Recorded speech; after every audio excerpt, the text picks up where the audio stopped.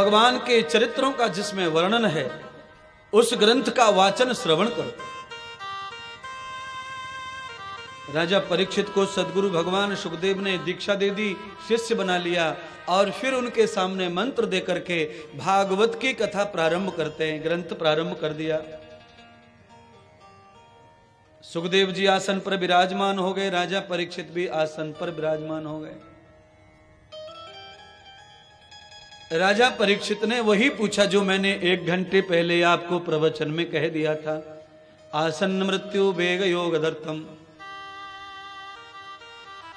धरित्यम, मैं क्या करूं ऐसा जिससे मेरी मृत्यु धन्य हो जाए, मेरी मृत्यु का कलंक मिट जाए, मेरी मृत्यु के दोष मिट जाए, मेरा मरण सफल हो जाए, मैं क्या करूं? यह प्रश्न राजा का प्रथम प्रश्न है गुरु जी से, गुरु बनाने के बाद। बेटे के बारे में, बेटी के बारे में, परिवार के बारे में चर्चा करना से बेटर है कि गुरु से ऐसी चर्चा की जाए जो राजा परीक्षित के मिलन के बाद चर्चा प्रारंभ हो गई है।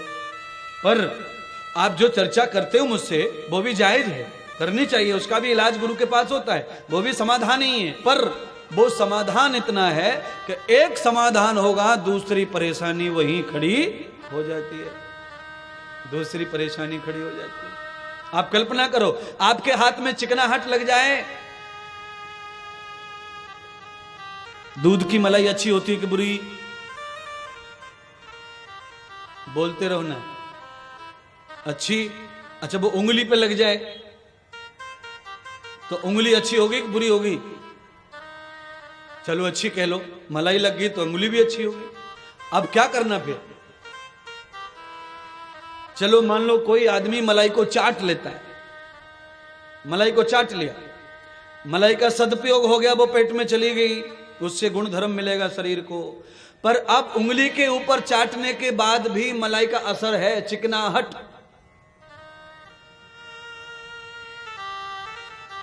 चिकनाहट अब वो जा नहीं रही है।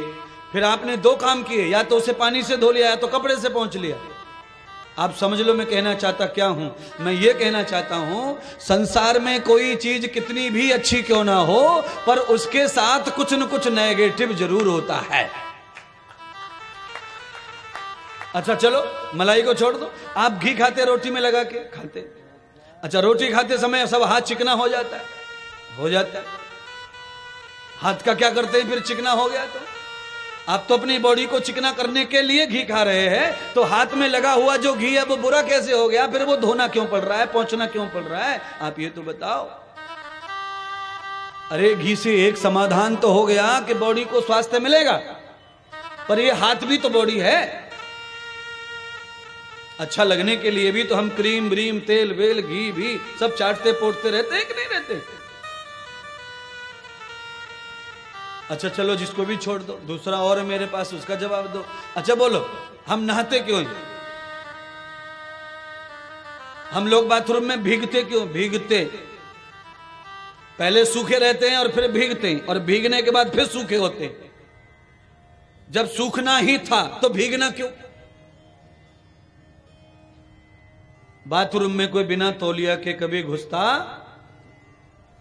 कपड़े के बगैर घुसेगा? पर पहले पहुंचने का साधन जमा करके ही स्नान करते हैं। ये देख लो, जब पहुंचना ही है, पहुंचने की इतनी चिंता है तो फिर भीग क्यों रहे हो? पानी डाल क्यों रहे हो? गीले हो क्यों रहे हो?